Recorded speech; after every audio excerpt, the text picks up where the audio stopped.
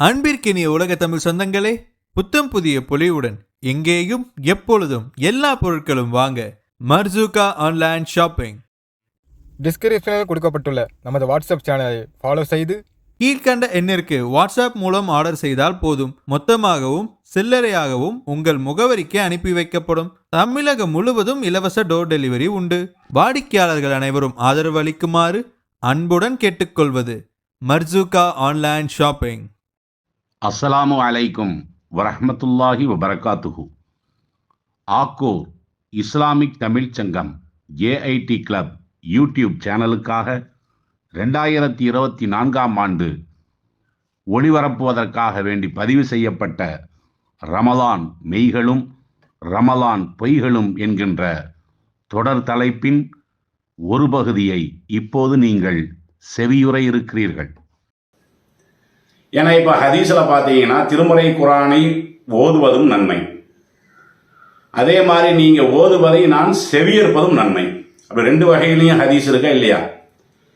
எந்த அளவுக்குன்னா நபிகள் நாயகம் ஸல்லல்லாஹு அலைஹி வஸல்லம் அவர்களே சொல்றாங்க, மன் இஸ்தமஅ இலா ஆயா மின் கிதாபில்லா, அல்லாஹ்வுடைய வேதத்திலிருந்து ஒரு வசனத்தை யார் செவியுறுகிறார்களோ கானத்து லஹு நூரா, அவ்வாறு செவியுறுவதே அவர்களுக்கு ஒளிமயமாக மறுமையிலே இருக்கும் என்று பெருமானார் ஸல்லல்லாஹு அலைஹி வஸல்லம் அவர்கள் குரானை ஓதுவதும் நன்மை. அதே மாதிரி அந்த குரானை ஒருவர் ஓதிக்கொண்டிருந்தார் என்று சொன்னால் அதை செவியுறுவதற்கு இல்லை, அதுவும் நன்மைதான் என்று நபிகள் நாயகம் ஸல்லல்லாஹு அலைஹி வஸல்லம் அவர்கள் சொல்லியிருக்கிறாங்க. இந்த கருத்துல நிறைய ஹதீஸ்களும் இருக்கிறது.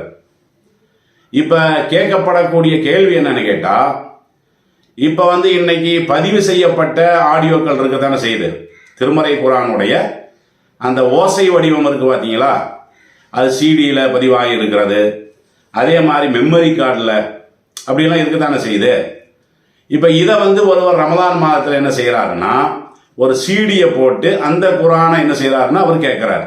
அப்படி கேட்டார் என்று சொன்னால் அப்போ நன்மை கிடைக்குமா? இந்த கேள்வி ஒரு அர்த்தமுள்ள கேள்வி தானே.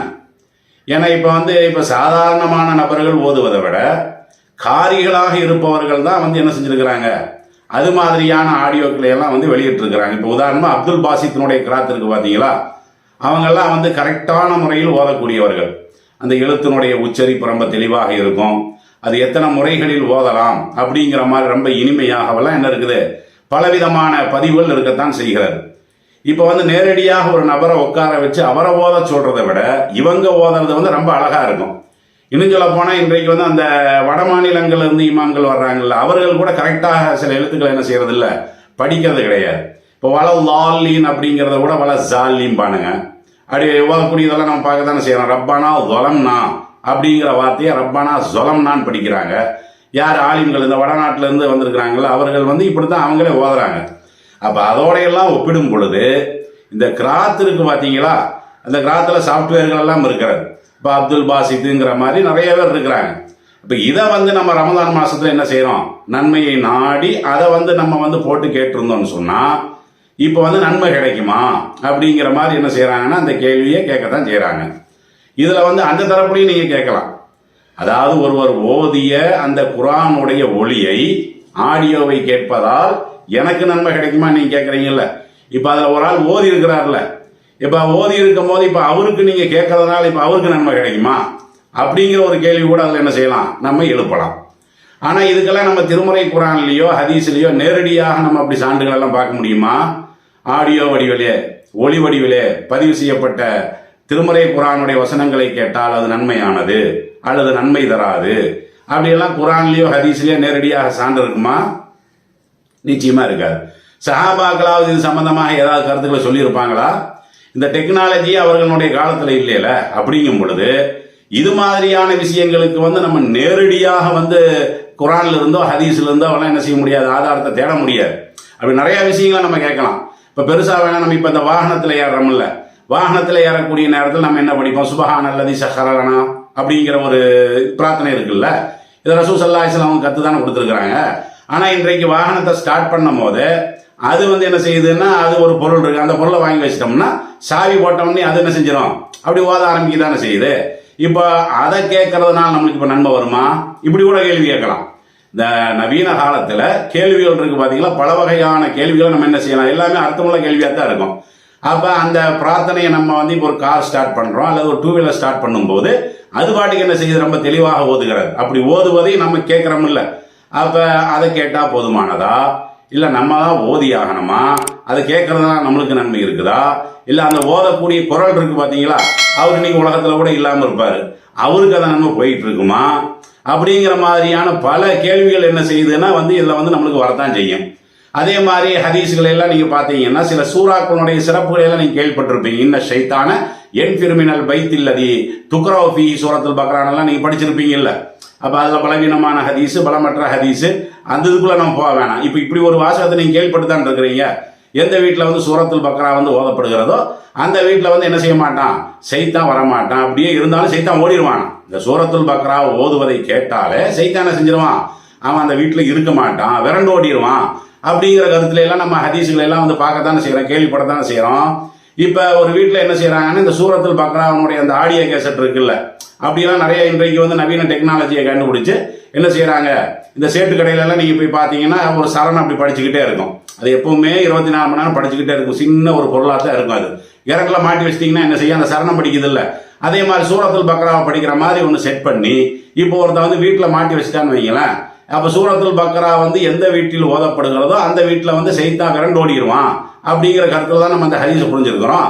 இப்ப இப்படி நம்ம வந்து அந்த ஆடியோ வீட்டுக்குள்ள போட்டு விட்டோம்னு சொன்னா இப்ப எப்படி சைத்தான் வீட்டுக்குள்ள வருவானா வரமாட்டானா, இப்படிங்கிற மாதிரியான கேள்விகளை கூட நம்ம என்ன செய்யலாம், கேட்கலாம்.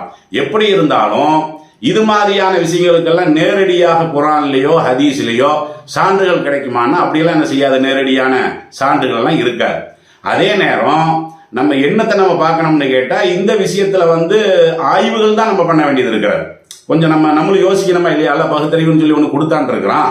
அப்ப அந்த அடிப்படையில வந்து நாமளாக ஆய்வு செய்யணும். என்ன அந்த ஆய்வுல வந்து முரண்பாடு இருக்கக்கூடாது, அந்த ஆய்வுல மூடத்தனம் இருக்கக்கூடாது.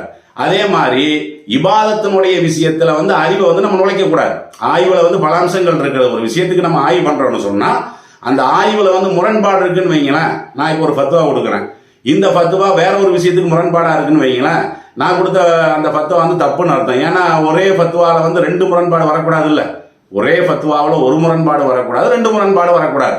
அப்ப நான் ஒரு 2 ஃபத்வா கொடுத்துருக்கிறேன், இதுக்கு அது முரணா இருக்குது, அதுக்கு இது முரணா இருக்குதுன்னு சொல்லும் பொழுது அது வந்து சரியான ஆய்வு கிடையாது. அதே மாதிரி அந்த ஆய்வுல வந்து மூடத்தனம் ஏதாவது இருந்துச்சுன்னு வைங்களேன், இது என்ன இந்த மாதிரி கிறுக்குத்தனமா இருக்குதுங்கிற மாதிரி அந்த எடுத்து வைக்கக்கூடிய வாதத்துல எடுத்து வைக்கக்கூடிய ஆதாரத்துல என்ன செய்யக்கூடாது, அந்த ஆய்வுகள்ல இருக்கக்கூடாது. அதே மாதிரி குறிப்பாக நம்ம ஒரு விஷயத்தை விளங்கிக் கொள்ள வேண்டியது என்னன்னு கேட்டா, இபாதத்தை பொறுத்த வரைக்கும் இபாதத்துல வந்து நம்ம என்ன செய்யக்கூடாது, அறிவை வந்து நுழைக்கவே கூடாது.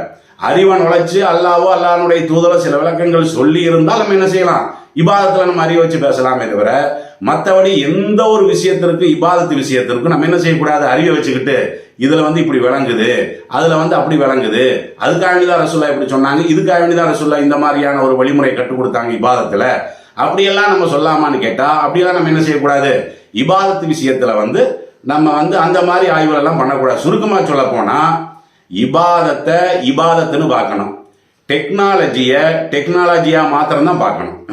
டெக்னாலஜிங்கிறது வந்து நிறைய பயன்கள் தரும். அதுல எந்த பயனை வந்து நாம் அனுபவிக்கலாம், எந்த பயனை நாம் பயன்படுத்தலாம் அப்படிங்கிற அளவுல தான் டெக்னாலஜியை நம்ம பயன்படுத்தணும். இபாதத்தை பொறுத்த வரைக்கும் இபாதத்துல கொண்டு வந்து இந்த டெக்னாலஜியை நுழைச்சு இந்த காலத்துல இப்படி ஏற்பட்டிருக்கிறதுனால இந்த இபாதத்தை நம்ம இப்படி சேஞ்ச் பண்ணிக்குவோம், அந்த இபாதத்தை நம்ம அப்படி சேஞ்ச் பண்ணிக்குவோம் அப்படிங்கிற மாதிரியான அடிப்படையில இபாதத்திற்கு உள்ள கொண்டு வந்து நம்ம என்ன செய்யக்கூடாது, டெக்னாலஜியெல்லாம் நுழைக்க கூடாது. புரியறதுக்கு நான் ஒரு சின்ன உதாரணம் சொல்றேன். இப்போ உதாரணமா பாத்தீங்கன்னா இந்த பதிவாக்கப்பட்ட குர்ஆனுடைய கிராத்தை தான் இவங்க கேட்கறாங்க. பாங்கு அப்படித்தானே இருக்குது, பாங்கு இருக்குதா இல்லையா? அப்ப பாங்கு கூட வந்து அழகாக கேட்கக்கூடிய பாங்கெல்லாம் இந்த எத்தனையோ விதமான பாங்கு இந்த அரபுகள் எல்லாம் சொல்றாங்கல்ல, அந்த மாதிரியான பாங்குகள் எல்லாம் இருக்கிறது. இப்போ ஒண்ணும் இல்லை, நம்ம இப்ப இந்த அலாரம் வைக்கிறோம்ல, அதுல கூட வந்து இந்த அப்துல் பாசித் நான் ஏன் அடிக்கடி சொல்றேன்னு கேட்டா அவர் தான் முன்னாடி காலத்துல இருந்து என்ன செய்யறாரு, ரொம்ப ஃபேமஸாக இருந்தவர் அவர். அப்ப இந்த அப்துல் பாசித்தினுடைய அந்த பாங்கு கூட என்ன செய்யுது, இருக்கத்தானே செய்யுது. இப்ப நான் என்ன பண்றேன்னா உங்க பள்ளியில வந்து நான் வந்து மோதினாரா வேலைக்கு சேர்றேன், உங்க கையில பள்ளிவாசல் இருக்கு, நீங்க பள்ளிவாசலுடைய நிர்வாகி. நான் என்ன செய்யறேன்னா வந்து மோதினாரா சேர்ந்து நான் என்ன பண்றேன்னா ஒரு தடவை பாங்கு சொல்றேன். அந்த பாங்கை என்ன பண்றேன்னா அழகா என்ன செய்யறேன், தெளிவான முறையில அதை ரெக்கார்டும் பண்ணுறேன். அப்படி பண்ணி வைத்துக்கொண்டு இன்றைக்கு தான் பலவிதமான டெக்னாலஜிகள் இருக்குதுல்ல, ஆட்டோமேட்டிக்காக அந்த நேரம் வந்த உடனே ஆட்டோமேட்டிக்காக என்ன ஆகும், அந்த பாங்கு சொல்கிற மாதிரி நம்ம அலாரத்தில் வைக்க தானே செய்கிறோம், ஷெட்யூல் எல்லாம் போட்டு தானே வச்சிருக்கிறாங்க. இப்போ 2024 2025 3வது மாதம் 2ஆம் தேதி 10:10க்கு அலாரம் அடிக்கணும் அப்படிங்கிற மாதிரி இப்போ செட் பண்ணி வச்சுட்டோன்னு வைங்களேன், அது கரெக்டாக அந்த நேரத்தில் அடிக்க தானே செய்யும். அப்போ அது மாதிரியான அந்த டெக்னாலஜியெல்லாம் பயன்படுத்தி நான் என்ன செய்கிறேன்னு கேட்டால், அவங்க பள்ளிவாசலில் மோதினாராக வந்து நானாகவே ஒரு பாங்கு அழகான முறையில் பதிவு பண்ணி, தெளிவான முறையில் பதிவு பண்ணி இப்படி நான் செட் பண்ணுறேன். எப்படி ஃபஜ்ர் நேரத்தில் வந்து ஆட்டோமேட்டிக்காக அந்த ஆம்பிளிஃபையர் ஆன் ஆகிற மாதிரியும், ஃபஜ்ர் நேரத்தில் ஆட்டோமேட்டிக்காக அந்த மைக் ஆன் ஆகிற மாதிரியும், ஃபஜ்ர் நேரத்தில் ஆட்டோமேட்டிக்காக நான் பாங்கு சொல்லி பதிவு பண்ணி வச்சிருக்கிறேன் பார்த்தீங்களா அந்த ஆடியோ, அது ஆட்டோமேட்டிக்காக ஆன் ஆகிற மாதிரி நான் பதிவு பண்ணி வச்சு 5 நேரத்துக்கு நான் இப்படி பாங்கு சொல்கிறேன். இப்படி கிட்டத்தட்ட நான் 1 மாதம் நான் என்ன செய்கிறேன்னு கேட்டால், இந்த மாதிரி என்னுடைய இந்த ஒரு டெக்னாலஜி இருக்குல்ல, இதை பயன்படுத்தி நான் வந்து 1 மாதம் என்ன செய்கிறேன், அந்த பள்ளிவாசலில் நான் வந்து பாங்கு சொல்கிறேன்னு வைங்களேன். பாங்குனா என்னுடைய இந்த டெக்னாலஜியை கொண்டு நான் சொல்கிறேன். இப்படி வந்து பாங்கு சொல்ல வைத்து அதுக்கப்புறம் 1 மாதம் முடிஞ்சதுக்கப்புறம் நிர்வாகிகிட்ட வந்து நான் கேட்குறேன். என்ன கேட்குறேன், 1 மாதம் இந்த மாதிரி பாங்குலாம் சொல்லி முடிச்சாச்சு, சம்பளம் தாங்கன்னு சொல்லி நான் கேட்டேன்னு வைங்களேன். பள்ளிவாசல் நிர்வாகிகள் வந்து சம்பளம் தருவாங்களா இல்லை சவுக்கில் அடி கொடுப்பாங்களா? சம்பளம் தருவாங்களா? சம்பளம் தரமாட்டாங்கல்ல. ஏன் தரமாட்டாங்க? அது வந்து ஒளிபரப்புங்கிறது வேற, உண்மையிலேயே பாங்கு சொல்றதுங்கிறது வேற. உண்மையிலேயே பாங்கு சொல்றதா இருந்தால் ஒரு மோதினார் வந்து அதற்காக வேண்டி முயற்சி பண்ணணும், அதற்காக வேண்டி எனர்ஜி, அந்த உழைப்புகளை எல்லாம் என்ன செய்யணும், செலவு செய்யணும். ஒவ்வொரு நேரத்துக்கு அவருடைய உழைப்பு நல்லா இருக்குதானே செய்யுது. அப்ப இது வந்து அதோட ஒப்பிடாகுமா? அது வந்து ஏற்கனவே பதிவு செய்யப்பட்ட ஒரு ஒளி, எவ்வளவு ஒளிநாடா. அப்ப ஒளிபரப்ப வந்து நீ பரப்பி போட்டு நீ என்கிட்ட வந்து 1 மாசத்துக்கு நீ சம்பளம் கேட்கறியா அப்படின்னு சொல்லித்தானே நிர்வாகிகள் கேட்பாங்க. அப்ப நான் சொன்னது, நான் அந்த ஆடியோவில் பரப்பினது உண்மையிலேயே தெளிவான பாங்காக இருந்தாலும் ஜமாத்துகள் அதுக்கு சம்பளம் கொடுப்பாங்கன்னா சம்பளம் கொடுக்க மாட்டாங்க. நான் தர்க்கம் பண்ணலாம், இதுவும் பாங்கு தானே, நான் சொன்ன பாங்கு தானே, நான் தர்க்கம் பண்ணலாம். தர்க்கம் பண்ணாலும் அந்த ஜமாத் அதை ஏற்றுக்கொள்ளுமா? ஏற்றுக்க மாட்டாங்கல்ல. அப்போ நீங்கள் ஏற்றுக்க மாட்டீங்க, ஆனால் அல்லா மட்டும் ஏற்றுக்குவானா? இந்த ஆடியோ விஷயத்தில் வந்து நம்ம அதை படிச்சுக்கிட்டு அல்லது அதை கேட்டுக்கிட்டு அதனால் அல்லா நன்மை தந்துடுவான்னா, அது வந்து என்னன்னா, அது வந்து சும்மா ஒரு பதிவு, அவ்வளோதான். அது பதிவாகத்தான் நம்ம பார்க்கணுமே தவிர அதை வைத்து கொண்டு என்னவெல்லாம் இந்த உலகத்தில் கிடைக்குமோ அதெல்லாம் கிடைக்கும்னு சொல்லி நம்ம உலகத்திலே எதிர்பார்க்க மாட்டோமே. அப்படி இருக்கும்போது நம்ம மறுமையில் எப்படி அதை வந்து நம்ம எதிர்பார்க்க முடியுமா? அப்படி சரி, இப்போ அதை விட்டுருங்க. இப்போ ஜமாத்துக்கு எனக்கு சம்பளம் தர மாட்டீங்க, மறுமை நாளில் நான் அல்லாட்ட போகிறேன், போயிட்டு இதே மாதிரி நான் எடுத்து சொல்கிறேன். என்ன சொல்கிறேன், இந்த மாதிரி 1 மாதமாக என்னுடைய அந்த வாய்ஸை வச்சுக்கிட்டு தான் நான் என்ன பண்ணேன், 5 நேரம் இந்த பள்ளிவாசலில் வந்து பாங்கு சொன்னேன். ஆனால் அவங்க அந்த 1 மாதத்துக்கு என்ன செய்யலாம், அவங்க நம்மளுக்கு சம்பளம் தரல. யாரெல்லாம் இதை நீ தான் கேட்கணும்னு சொல்லி அல்லாட்ட முறையிட்டு முதல்ல அது கூலி தருவானான்னு பார்க்கணும்ல. அதெல்லாம் நம்ம அடிப்படை. அப்போ நான் ஒரு தடவை பாங்கு சொன்னேன்னா அதற்கான கூலியை அல்லாஹ் கொடுத்துருவான். அப்போ அதையே வந்து ரிப்பீட் அடித்து ஒரே மாதம் அந்த ஆடியோவை திருப்பி போடுறதுனால சரி இவன் வந்து 30 நாள் பாங்கு சொன்னான்னு சொல்லி அல்லாஹ் வந்து அதுக்கு என்ன செய்வான், கூலியாக கொடுப்பான். அப்போ நாமளும் கூலி கொடுக்க மாட்டோம், அல்லாவும் என்ன செய்ய மாட்டான், அதற்கான கூலியும் கொடுக்க மாட்டான், அதை ஏற்றுக்கொள்ளவும் மாட்டான். 2வது, இது வந்து இபாதத்தில் கொண்டு போய் நம்மளுடைய டெக்னாலஜியை நுழைத்து கொண்டு, இபாதத்தில் கொண்டு போய் நம்மளுடைய அறிவை எல்லாம் நுழைத்து கொண்டெல்லாம் என்ன செய்யக்கூடாது. இந்த மாதிரியான விஷயங்கள்ல நாம நம்மளுடைய இபாதத்துகளை கெடுத்து விட்டுறக்கூடாது, வழங்குதுங்களா? அதனால இந்த ரமதான் மாதத்துல குரானை ஓதுறதுன்னு சொன்னா நீங்க ஓதணும். குரானை கேட்பது என்று சொன்னால் உயிரோட இருக்கிறாரு பாத்தீங்களா, அவர் ஓதுவதை நாம் கேட்கணும். ஆடியோங்கிறதெல்லாம் என்னன்னா இதுல பலன் இல்லைன்னெல்லாம் கிடையாது. 2 வகையான பலன் இருக்குது. ஒன்று உலகத்துல கிடைக்கக்கூடிய பலன் ஒன்று இருக்கிறது, இன்னொன்னு உலகத்துல கிடைக்கிறதோட மறுமையில என்ன செய்யும்னா பலன் கிடைக்கும். அப்படி நன்மைகளை வந்து 2 வகையா நம்ம பிரிச்சு கொள்ள வேண்டியதுதான். ஒன்று உலகத்துல கிடைக்கக்கூடிய நன்மை, இன்னொன்னு பயன். நன்மைனா பயனை நான் சொல்றேன், உலகத்தில் ஏற்படக்கூடிய பயன் ஒன்று இருக்கும். இன்னொன்னு என்னன்னு கேட்டா மறுமையில கிடைக்கக்கூடிய நன்மைன்னு சொல்லி ஒன்று இருக்கும். இது வந்து ரொம்ப அடிப்படையான விஷயம். இப்ப வந்து இந்த உலகத்துல கிடைக்கக்கூடிய பலன் என்னன்னு கேட்டீங்கன்னா, இப்ப வந்து அந்த ஆடியோ நான் கேட்கறேன்ல, அதுல வார்த்தைகள் வந்து தெளிவா இருக்கும். அந்த வார்த்தைகள் வந்து நிறுத்தி ஓதப்படும், அப்படி கொஞ்சம் ராகமாக ஓதப்படும். அதை நான் உன்னிப்பா ஒரு தடவைக்கு 10 தடவை நான் கேட்டே இருந்தேன்னு வைங்களேன், எனக்கு அந்த ட்ரைனிங் வரும். இந்த உலகத்தில் உள்ள பயன், இது உலக பயன் தான். இந்த பயன் காரணத்தினால மறுமையில் எனக்கு இந்த வசனத்தை நான் கேட்டதுனால எனக்கு நன்மை கிடைக்குமானா அப்படி கிடைக்காது. விளங்குதா உங்களுக்கு? அதாவது நம்ம வந்து இப்போ பிரியாணியை வந்து நம்ம இப்போ டிவியில் பார்க்குறோம், நல்லா சமைக்கிறாங்க. அப்போ சமைக்கிறாங்க, நல்லா ருசியாக சமைக்கிறாங்கிறதுனால மனம் நம்ம மூக்கில் வருமானா வராதில்ல அது. ஏன்னா அது வந்து காட்சியை பொறுத்த வரைக்கும் அது வந்து ஒரு அறிந்து கொள்வதற்கு பயன்படுமே தவிர அந்த வகையில் வேண்டுமானா நன்மை கிடைக்கலாம். எந்த வகையில்? ஒரு விஷயத்தை நான் வந்து தெரிந்து கொண்டேன்ல, இவர் ஓதக்கூடிய அந்த கிராத்தின் மூலமாக இவர் பேசி இப்போ நான் கூட இப்போ பேசுறேன் பார்த்தீங்களா, இப்போ நான் பேசுறேன்னு சொன்னா இதை நீங்க கேட்பீங்கல்ல, என் மூலமாக 4 விஷயத்த நீங்க வந்து தெரிவிங்கல்ல, இந்த விஷயத்த நீங்க இன்னும் 4 பேருக்கு நீங்க வந்து எடுத்து சொல்லுவீங்கல்ல. இதற்காகலாம் நன்மை கிடைக்குமான? இதுக்கெல்லாம் கிடைக்கும். ஏன்னா நபிகள் நாயகம் ஸல்லல்லாஹு அலைஹி வஸல்லம் அவர்கள் அப்படி சொல்லத்தானே செஞ்சாங்க. இதா மாத்தல் இன்சானும் இன்கதா அன்ஹு இல்லா மின் ஸலாஸ். அந்த ஹதீஸ்ல நீங்க கேள்விப்பட்டுதான் இருக்கிறீங்க. ஒரு மனிதர் இறந்து போனார் என்று சொன்னால் அந்த இறந்து போன மனிதனுக்கு 3 விஷயங்கள் வந்து நன்மை போயிட்டே இருக்குமா. அவன் வந்து ஆள் மூத்தா போயிட்டான், அவன் அடக்கம் பண்ணிட்டான். ஆனாலும் 3 நன்மைகள் மட்டும் என்ன செய்யும், தொடர்ந்து அந்த மனிதனை நோக்கி போயிட்டே இருக்குமா. ஒன்னு என்ன, சதகத்துன் ஜாரியா. சதகத்துன் ஜாரியானா உங்களுக்கு தெரியுமில்ல, நிலையான தர்மம். ஒரு கிணறை நான் வெட்டி வச்சுட்டு போயிட்டேன்னு வைங்களேன், அந்த கிணறின் மூலம் பயனடைஞ்சுக்கிட்டே இருப்பாங்க. அந்த கிணறின் மூலம் அந்த ஊற்று பெருகிட்டே இருக்குது, புதுசா வந்துகிட்டே இருக்குது. மக்கள் என்ன செய்வாங்கன்னா பயனடைஞ்சுக்கிட்டே இருப்பாங்க. அப்ப இந்த மாதிரி சதகத்தின் ஜாரியாவை என்ன செஞ்சாங்க, நிலையான தர்மத்தை ரசூலுல்லாஹ் சொன்னாங்க. அதே மாதிரி வலதும் சாலியும் எதுவும் ஆகும். நான் வந்து ஒரு பையனை வந்து நான் வந்து என்ன செஞ்சிருக்கிறேன், வளர்த்திருக்கிறேன். என்னுடைய மகனாக தான் அவன் இருந்திருக்கிறான். அவன் என்ன பண்றான்னு எனக்காண்டி பிரார்த்தனை பண்றான். நான் மூத்தா போனதுக்கு பின்னாடி, இந்த மூத்தா போனதுக்கு பின்னாடி என் மகன் பிரார்த்தனை பண்றான்ல, இந்த நன்மை எனக்கு வரும். அதையும் ரசூலுல்லாஹ் சொன்னாங்க. இன்னொன்னு என்ன, இல்முன் யுன்தஃபஉ பிஹி. ஒரு பயனுள்ள கல்வியை வந்து நான் கற்றுக் கொடுத்துட்டு போயிட்டேன். அந்த கல்வியால எத்தனை பேர் உபயோகம் அடைகிறார்களோ அவ்வளோ பேர்த்தினுடைய நன்மையில ஒரு பகுதி எனக்கும் கிடைக்கும். ஒரு பகுதி கிடைக்கும்னா அவர்களுடைய நன்மை எடுத்து எனக்கு கொடுக்கறது இல்லை, அவர்களுக்கு அந்த நன்மை இருக்குது. என்னாலதானே அவங்க பயனடைஞ்சாங்க அப்படிங்கிறதுனால அந்த நன்மையும் எனக்கு கிடைக்கும்னு சொல்லி நபிகள் நாயகம் ஸல்லல்லாஹு அலைஹி வஸல்லம் அவர்கள் சொல்லத்தானே செஞ்சாங்க. இதெல்லாம் என்னன்னு பார்த்தீங்கன்னா இதெல்லாம் கல்வி சம்பந்தப்பட்டது, இது இபாதத் சம்பந்தப்பட்டது விஷயம் இல்லை. இந்த பாங்கு, இந்த குரான் ஓதுறது இதெல்லாம் வந்து இபாதத் சம்பந்தப்பட்ட விஷயம். நீங்க இப்ப இந்த கேள்விக்கான பதில நீங்க தெரியுறீங்களா, இது இபாதத்தா? இது இபாதத் இல்ல, இது வந்து ஒரு ஞானம். அப்ப அந்த ஞானம் பெருகுவதற்கு நான் காரணமா இருக்கதானே செஞ்சேன். இன்னும் சொல்ல போனா இது 4 பேர் கேட்கணும்னு சொல்றதுக்காக வேண்டி நானும் அந்த முயற்சியெல்லாம் நான் பண்ணத்தானே செஞ்சேன். இதுக்காக வேண்டி நன்மைகள் கிடைக்குமே தவிர மற்றபடி நான் இப்ப இங்க உட்காந்து நான் என்ன செய்யறேன், நான் ஒரு கிராத்தை பதிவு பண்ணி அதை வந்து நான் உலகமெல்லாம் பரப்பி விட்டு போட்டு ஒரு எழுத்துக்கு வந்து 10 நன்மை தானே, அது நீங்க ஒவ்வொரு தடவை போடும் போது எனக்கு 10 நன்மை வந்துகிட்டா இருக்கும். அந்த நன்மை வராது. உங்களுக்கு இபாதத்துக்குன்னு இருக்கக்கூடிய நன்மை இருக்கு பாத்தீங்களா, அந்த நன்மை அது உயிரோட இருந்து செஞ்சாதான் அது வரும், அப்பப்ப செஞ்சாதான் வரும். லோஹரு பாங்கு சொன்னீங்களா, அந்த நன்மை லோஹருக்கு கிடைக்கும். மறுபடியும் அசருக்கு நீங்க பாங்கு சொல்லணும், நீங்க உயிரோடையும் இருக்கணும், அந்த பாங்கையும் சொல்லணும்.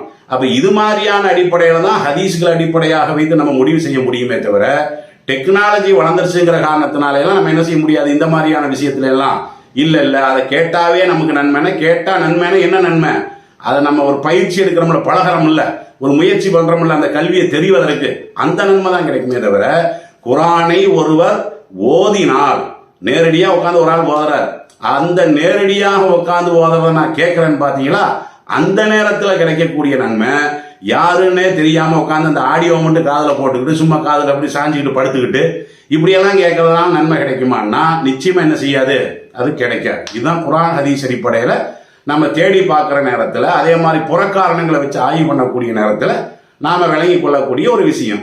இது போக என்னன்னா, இது சம்பந்தமாக நம்ம இந்த ஆன்லைன்ல கூட நம்ம என்ன செஞ்சோம்னா தேடி தேடி பார்த்தோம். அதுல வந்து ஓரளவுக்கு முழுமையான அளவுக்கு நம்ம திருப்திப்படக்கூடிய அளவுக்கு வந்து பதில் இருக்கிற மாதிரி தெரியல, தமிழ்லையும் தெரியல. ஆனா அரபுல சில வாசகங்கள் வந்தது, அந்த வாசகங்கள் வந்து ஆதாரங்களை மையமாக வைத்து என்ன செய்யல. இப்ப நம்ம கூட சில விஷயங்களை சொன்னோம்ல தர்க்க ரீதியாக, அந்த மாதிரி அவங்க வேற ஒரு கோணத்துல என்ன செஞ்சிருக்கிறாங்கன்னா விளக்கி இருக்கிறாங்க. உதாரணமா பாத்தீங்கன்னா 2,39,566வது ஃபத்வா, அது அந்த ஃபத்வாக்குன்னு சொல்லி ஒரு இணையதளம் வச்சிருக்கிறாங்க. அதுல வந்து பல ஃபத்வாக்கள் அவங்க கொடுத்துருக்காங்க, அரபிகள் தான் கொடுக்குறாங்கன்னு நினைக்கிறேன். அப்ப அதுல வந்து 2,39,566வது ஃபத்வா. அது ஃபத்வா என்ன ஃபத்வான்னு கேட்டா இது சம்பந்தமான ஃபத்வா தான். இந்த மாதிரி ஆடியோ வடிவில் குர்ஆன் ஓதப்படுமேயானால், அதே மாதிரி இந்த பாங்கு இது சம்பந்தமாவெல்லாம் இருக்குல்ல, இப்படியெல்லாம் வந்து இருக்கக்கூடியதை வந்து நாம செவியுற்றால் நன்மையா அப்படின்னு கேட்கும் பொழுதுதான் அதுக்கு வந்து அவங்க என்ன பதில் சொல்லியிருக்கிறாங்கன்னு கேட்டா, பைன்ன சௌத்தல் முசஜ்ஜிரா லி திலாவத்தில் குர்ஆன், இந்த குர்ஆன் ஓதப்படக்கூடிய அந்த ஓசை இருக்குல்ல, பதிவாக்கப்பட்ட ஓசை, இன்னமா ஹுவ ஹிகாயா, அந்த ஓசையை பொறுத்த வரைக்கும் அது வந்து ஒரு சான்று தான். இப்ப இன்னவரை இதை ஓதி இருக்கிறாரு, அந்த காலத்துல இதை ஓதி இருக்கிறாங்க அப்படின்னு சொல்லி அறிந்து கொள்வதற்குண்டான சான்று தானே தவிர வலைச கிராத்தன் ஹகீகா, உண்மையில் அது ஓதிய நன்மை வராது. அதாவது இந்த மாதிரி ஒரு ஆள் ஓதி இருக்கிறார், இப்ப அப்துல் ரஹ்மான் அப்படிங்கிறவர் வந்து இந்த கிராத்தை ஓதி இருக்கிறாரு நம்ம அறியறோம் பாத்தீங்களா, அதுக்குத்தான் அது பயன் தருமே தவிர அவர் ஓதனதை மறுபடியும் நம்ம கேட்கறதுனால அவர் ஒரிஜினலாக நம்ம ஓதுவதை கேட்டால் எவ்வளவு நன்மையோ அந்த நன்மை நம்மளுக்கு கிடைக்குமானா அப்படி கிடைக்காது. இப்படியான வாசகங்களை என்ன செய்யறாங்க, அவங்க அதை போடுறாங்க. அதே மாதிரி ஃபலா தஸ்மலுஹா அல் ஃபலா இல் ஹாசா அல் வாரிதத்தும் இன் திலாவத்தில் குரான் ஹக்கீகா.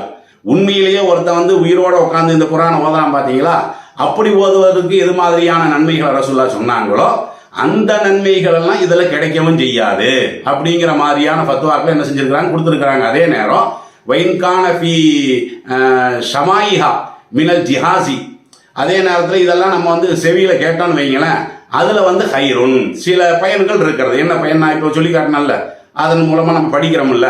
இப்போ ஒரு வீடியோ சமையல் செய்யறது எப்படின்னு நம்ம காட்டுறான்னு வைங்களேன், அப்ப அதை பார்த்து நம்ம அந்த ஞானத்தை நம்ம பெறோம்ல, இந்த நன்மை தான் இருக்குமே தவிர மற்றபடி குரான் ஹதீஸை படிப்பதற்கு ஓதுவதற்கு நேரடியாக உயிரோடு இருந்து அதை செய்வதற்கு எது மாதிரியான உத்தரவாதத்தை ஹதீஸுகள்ல நம்ம பார்க்கிறோமோ அதை அப்படியே சொல்றாங்க. லைச வல்லதி வரத ஃபீஹின் நஸ்ஸு, குரான் ஹதீஸ்ல எதற்கு நன்மை இருக்கிறது என்று ஆதாரத்தோட இருக்கிறதோ அந்த ஆதாரத்தின் அடிப்படையில் இவைகளெல்லாம் நம்ம என்ன செய்ய முடியாது, நியாயப்படுத்த முடியாது. இது நம்ம தெரிஞ்சுக்கிறோங்கிற விஷயத்தை தவிர மற்றபடி இதில் நன்மையெல்லாம் எதிர்பார்க்க முடியாதுன்னு சொல்லி அவங்களும் என்ன செஞ்சிருக்கிறாங்க, சுருக்கமாக இப்படி சொல்லியிருக்கிறாங்க. அதனால ரமலான் மாதத்துல நீங்க ஓதுங்க, வணங்குதுங்களா, நீங்க குரானை ஓதுங்க. அல்லது வேற ஒரு ஆள் ஓதுவதை கேட்பதற்கு நீங்கள் முடிவு செய்தால் உங்க நண்பர் இருக்கிறாங்கல்ல, உங்க மனைவி இருக்கிறாங்கல்ல, உங்களுடைய மக்கள் இருக்காங்கல்ல, அவர்களை ஓத வச்சு நீங்க கேளுங்க. அப்படிதான் பண்ணணுமே தவிர இந்த ஆடியோ போட்டுக்கிட்டு கேட்கிற வேலையெல்லாம் நம்ம குரானுக்கு எப்படி நன்மை கிடைக்குமோ அந்த மாதிரியான அடிப்படையில் இதுக்கு நன்மை கிடைக்கும்னு சொல்லி தப்பாவெல்லாம் என்ன செஞ்சிடக்கூடாது. ஆனா நம்மளுடைய கற்பனை அப்படித்தான் நம்மளுக்கு தோணும். மார்க்க ஆதாரத்தின் அடிப்படையில் என்ன செய்யாது, அந்த மாதிரியான நன்மை எல்லாம் உங்களுக்கும் கிடைக்காது. அதை ஓதனாரு பார்த்தீங்களா, ஓதனவருக்கும் கிடைக்காது. இத்தனை லட்சம் பேர் கேட்டுக்கிட்டு இருக்கிறாங்க அப்படிங்கிற அடிப்படையில் அந்த ஒரு எழுத்துக்கு 10 நன்மைங்கிறவருக்கு போகுமா? அப்படி போகாது. அவர் 4 பலன் பெற்றிருப்பாங்கல்ல, பயிற்சி எடுத்திருப்பாங்கல்ல, அந்த வகையில நம்ம போவோம். வணங்குதுங்களா? இதுதான் இந்த கேள்விக்கான பதில். இது இந்த தொடரினுடைய 14வது பாகமாக இதை நாம் அப்லோட் செய்கிறோம். இது சம்பந்தமாக இன்னும் சில செய்திகளை இன்ஷா அல்லாஹ் தொடர்ந்து பதிவிப்போம். அஸ்ஸலாமு அலைக்கும்.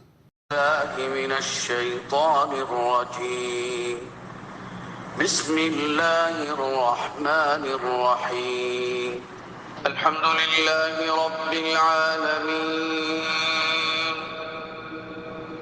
الرحمن الرحيم مالك يوم الدين إياك نعبد وإياك نستعين